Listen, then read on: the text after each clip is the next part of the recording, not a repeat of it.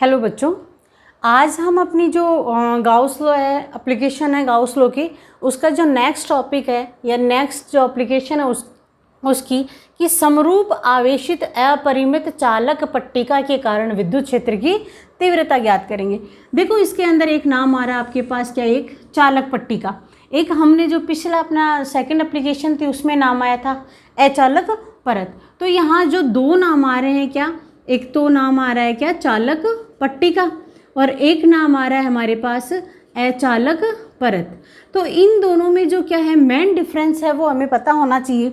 जो चालक पट्टिका होती है उसके ऊपर क्या है, ये हमारे किसको क्या है, चार्ज दे रखा है, चार्जेबल है। इनकी कंडक्टिविटी, कोई कंडक्टिविटी प्लेट है अपनी।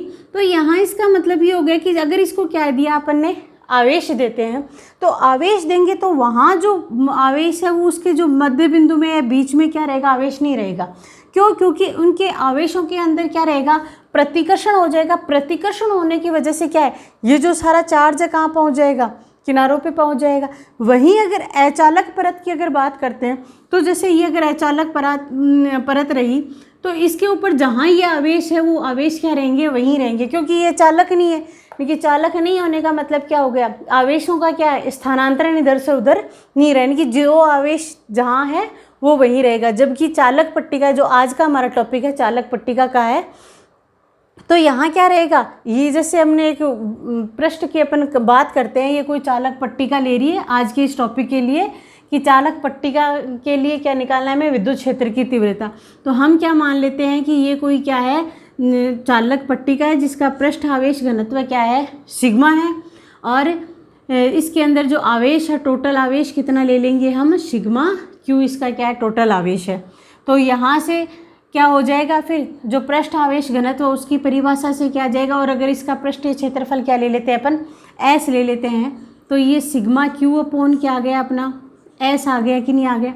तो यहाँ से क्या आ गया अपने पास, सिग्मा क्यू इक्वल टू आ गया सिग्मा एस आ गया। ये एक नंबर इक्वेशन आ गई। तो जो विद्युत क्षेत्र की तीव्रता ज्ञात करने के लिए हम क्या करते हैं कि ये पॉइंट क्या है, पी है, जहाँ पर हमें क्या निकालनी है, विद्युत क्षेत्र की तीव्रता निकालनी है। तो हम ये लेते हैं कि ये जो चालक पट्टिका हमने मानी है, इसके ऊपर हम एक आर जो लंबाई के क्या बेलनाकार पृष्ठ की क्या करेंगे, कल्पना करते हैं। तो यहाँ जो ये बेलनाकार पृष्ठ है इस तरीके से है।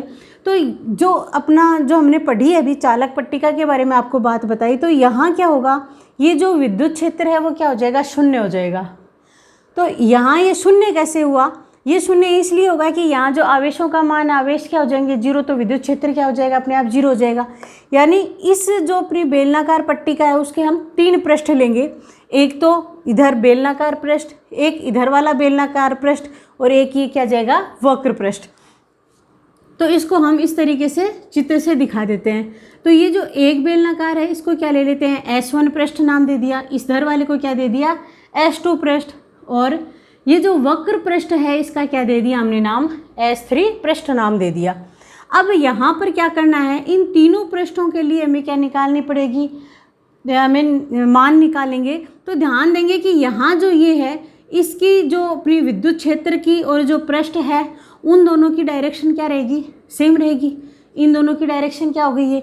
उसी तरीके से ये जो बाहर वाला अपना बेलनाकार पृष्ठ है इसमें भी ई और विद्युत क्षेत्र की तीव्रता ई और डी एस की डायरेक्शन क्या रहेगी, सेम रहेगी। वहीं ये जो विद्युत क्षेत्र की डायरेक्शन तो क्या रह रही है, इधर देखो प्लस है, बाहर की ओर जाएंगी, जो हमने शुरू में देखा था। तो और ये जो पृष्ठ आवेश अपना पृष्ठीय क्षेत्रफल है अल्पांश क्षेत्र के लिए निकालते हैं कि ये मान लेंगे कि तीनों बिंदुओं के ऊपर ही क्या है, अपन ने डी एस अल्पांश क्या ले लिए, क्षेत्रफल ले लिए। तो इनकी डायरेक्शन क्या रहेगी, पृष्ठ S1 और S2 की तो क्या रहेगी, इनके विद्युत क्षेत्र की जो दिशा है सेम रहेगी। लेकिन जो S3 वक्र पृष्ठ है यहाँ पर क्या रहेगा, पृष्ठ क्षेत्रफल और जो विद्युत क्षेत्र की तीव्रता है वो दोनों क्या रहेंगे, एक दूसरे के लंबवत रहेंगे। तो यहाँ हमें क्या निकालना है, गाउस के नियम से विद्युत क्षेत्र की तीव्रता ज्ञात करनी है। तो हम क्या लिखते हैं, सबसे पहले गाउस के नियम से। तो हमारा गाउस का नियम क्या है, फाई इक्वल टू है integral E dot D S equal to क्या आता है हमारा, इक्वल टू आता है सिग्मा क्यू अपॉन एप्सिलॉन 0 आ गया। ये हमारे क्या है, गाउस का नियम है। तो यहाँ जो हमने इस संपूर्ण पृष्ठ की बात करें तो ये पृष्ठ पूरे कौन से हो गए, S1 पृष्ठ, S2 पृष्ठ और S3 पृष्ठ। इन तीनों के लिए हमें क्या निकालने पड़ेगा, इसका मान निकालना पड़ेगा समाकलन का। तो हम इसको कैसे लिख देते हैं कि S1 पृष्ठ E डॉट ds। देखो S1 पृष्ठ के लिए आप यहाँ साइड में लिख सकते हैं कि यहाँ E का मान क्या है, 0 है। ये देखो इधर क्या है, आवेश 0 है, इसलिए विद्युत क्षेत्र की तीव्रता भी क्या हो गई, 0। प्लस दूसरा कौन सा हमारा S2 पृष्ठ है। S2 पृष्ठ में E और ds क्या डायरेक्शन क्या है, सेम है। सेम होने का मतलब E ds अगर कोस का मान क्या आ जाएगा, 0 डिग्री आएगा या नहीं आएगा। प्लस जो थर्ड है अपना क्या है, E ds कोस ऑफ क्या आ जाएगा, S3 पृष्ठ के लिए ये पृष्ठ है, ये एक दूसरे के क्या हैं, लंबवत हैं, ये क्या आ गया 90 डिग्री। और साथ में ही हम सिग्मा क्यू का मान क्या लिख देंगे, समीकरण नंबर 1 से लिख देंगे। तो ये क्या आ गया, सिग्मा एस अपॉन अपना आ गया एप्सिलॉन 0 आ गया। अब यहाँ पर इसका मान तो क्या प्राप्त हो गया, हमें 0 प्राप्त हो गया। प्लस E क्या निकाल लिया हमने, बाहर ले लिया। और S2 पृष्ठ के लिए cos 0 का मान क्या हो गया 1, और प्लस क्या आ गया यहाँ पे S3 पृष्ठ के लिए भी 0 इजकल टू आ गया सिग्मा एस अपॉन क्या आ गया एप्सिलॉन 0। ये इंटीग्रल ऑफ ds यानी कि ये जो अपना बेलनाकार पूरा पृष्ठ है उसको क्या मान रहे हैं हम, छोटे छोटे अल्पांश क्षेत्रों के रूप में मान रहे हैं, ds अल्पांश क्षेत्रफल। तो जो टोटल पूरा क्षेत्रफल है अपना वो क्या आ जाएगा, E इंटू क्या आ गया S इजकल टू आ जाएगा सिग्मा S अपॉन क्या आ गया एप्सिलॉन 0।